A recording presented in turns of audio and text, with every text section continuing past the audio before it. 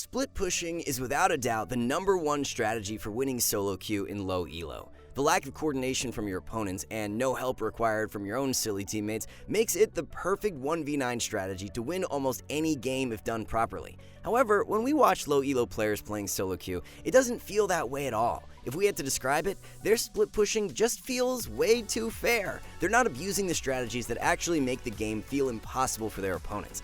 And that's precisely why in this guide, we'll be covering some of the most abusive tactics you can pull off to destroy your opponent's will to play every single game. But before we do that, let's be honest, this is you playing your 10th game of League of Legends solo queue. And this is a picture of your match history. But we can change that at skillcap.com, link in the description below. Now back to the video. Kicking things off, you may believe that a lot of what we'll talk about is only relevant to the dedicated split-pushing champions in the game. Stuff like Jax, Camille, Yorick, etc. That couldn't be further from the truth. You can abuse split-pushing in your games almost regardless of what you're playing. Here's why.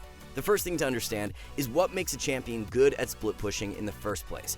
One of the main qualities of being able to side lane is your ability to duel your opponents, right? That's why Fiora is known as one of the premium split pushers in the game. She could be blindfolded and she'd still win any 1v1 that comes her way. A second quality most splitters have is the ability to farm quickly. Tryndamere does this exceptionally well. If he's in a side lane, he's taking every minion wave and jungle camp around him instantly. And the final quality they all share is usually their ability to run away. You're constantly under threat of being collapsed on by multiple people, so your kit needs to be able to get out of a sticky situation easily. Riven and Singed come to mind as champions that are impossible to lock down in a side lane. Yes, there's champions that naturally excel at all of those tasks, but League is a pretty varied game. Regardless of what champion you're on, there may often come times where any champion you're playing can fall under those categories. For example, Malphite is obscenely fed this game. Despite building full tank, he's pumping out tons of damage, meaning that he can duel anyone that comes his way. Here, he easily disposes of the opposing Urgot. Then he goes into the enemy jungle to take some camps. Nunu, the fool that he is, tries to stop him and smites the blue away. Malphite really doesn't like this lesser being taking what's rightfully his and disposes of him as well. And after that, he goes right back to farming the enemy jungle. Or how about this? The last champion you'd think about when we say nimble and evasive is a massive lumbering Cho'Gath in a side lane. However, this Cho'Gath has a force of nature for a bit of movement speed, and all of the enemy champions lack any sort of hard engage or a reliable way to catch up to him. So Cho'Gath feels like an uncatchable Singed, just spamming Qs to kite away easily. Do you see what we mean? During your games, if you happen to be able to apply the 3 qualities we discussed, then any champion can abuse split pushing under the right circumstances. Now that we know that you can do this on any champion, let's talk about the most annoying things you can do to become the split pusher that everyone wants on their team. The first thing is the simplest, but one of the most important: itemization. If you get the feeling that you'll be split pushing most of the game, then you want to pre-plan your items to help you do that most efficiently. The #1 thing to think about is making a note of which of the enemy champions are most likely to collapse onto you if you end up split pushing. Let's say the enemy team composition is comprised of Renekton, Kindred, Lux, Ashe, and Seraphine. Looking at that composition, you should immediately think to build Merc treads in that game, considering how much crowd control is coming your way in team fights.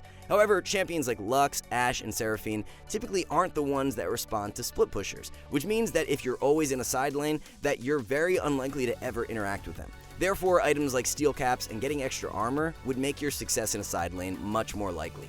For example, Jax this game has a massive edge over his opponents. To really solidify his lead, let's take a look at how he'll choose to itemize. He even has the decency to type a note to us mid-game about what he's thinking. It's the exact same concept we just talked about. It's very unlikely the Veigar or Lux will be the ones in a side lane, therefore stacking armor will have a lot of value. As you can see, by prioritizing armor, it became completely impossible for both Garen and Rengar to ever contest this split push, making Jax an unstoppable monster this game. Moving past items, let's talk about some actual in-game strategies you can abuse now. The first thing that turns people away from split pushing is actually because you're basically conceding all objective fights by never grouping with your team. While that can be true, oftentimes the best way to take an objective is to never go there in the first place. Let's show you what we mean. During this game, Ryze looks to teleport to bot lane after having based for items. The weird thing though is that he did this as a team was actively calling for Baron, which may seem a bit troll, but let's explain what's happening here. One of the more frustrating things about split pushing in solo queue is that your teammates don't really utilize your pressure all that well. When you're bot, some of them are farming the jungle, clearing a wave in top, or in base buying items. This gives your opponents the liberty of collapsing on you for free if you decide to commit to split pushing. As a split pusher, you really want to look out for moments where your team is all in position to pressure something immediately, just like this. All of Ryze's teammates are near Baron at the moment. This is a perfect moment to have side lane pressure, so Ryze does what's known as a tempo teleport. You usually don't want to waste teleport like this, but it's such a good opportunity that the cooldown is worth matching his teammates' positioning at the moment. This puts his opponents in a really unfair position. For a bit of context, Ryze is absolutely crushing this 1v1 matchup. He has such an easy time kiting immobile melee champions that Nasus has no hope of surviving the side lane. So there's the impossible situation his opponents are in. They'll either leave their Nasus out to dry to try and defend Baron from Ryze's teammates. That'll likely result in a free inhibitor for Ryze due to how strong he is relative to Nasus, or they'll try to collapse. As Ryze begins dueling Nasus, Graves shows up to try and swing the matchup. Unfortunately, even 1v2, they're not able to take down Ryze. And take notice of what's happening on the other side of the map. Because Ryze actually timed his aggression with his teammates' positioning, they're now able to abuse the fact that the enemy jungle showed up on the map to force Baron with their 4v3 advantage. If you ever believe that your split pushing isn't having the results you think it should, then you really need to pay attention to moments like this one. While split pushing is usually regarded as a solo hero tactic, when done in conjunction with your teammates' pressure as well, it becomes a hell of a lot more painful for the enemy team.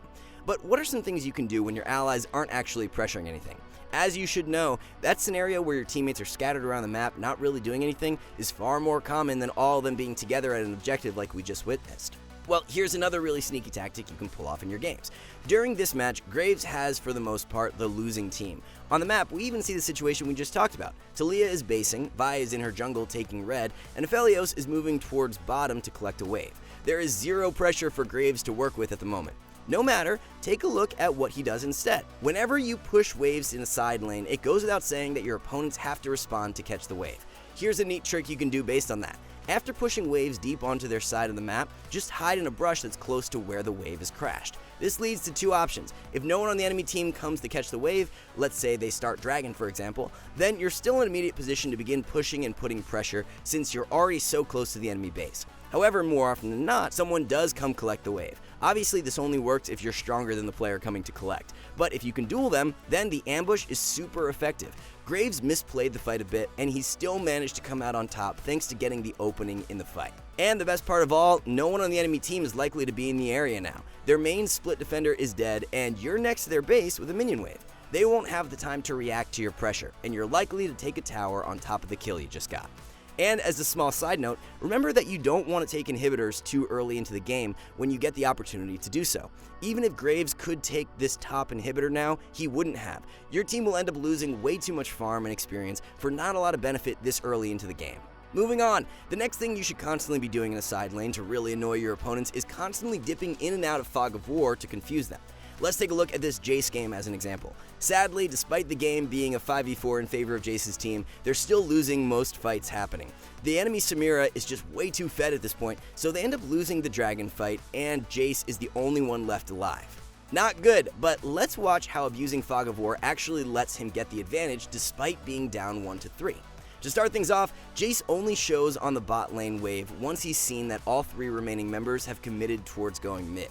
This puts them into an awkward position. They could push mid or take Baron, but if none of them recalls to defend, Jace will trade back evenly by taking the inhibitor. Knowing this, Jace pays close attention to his opponents now. He sees Nasus basing. As a quick side note, the 1v1 is going very poorly, much like during the Ryze game.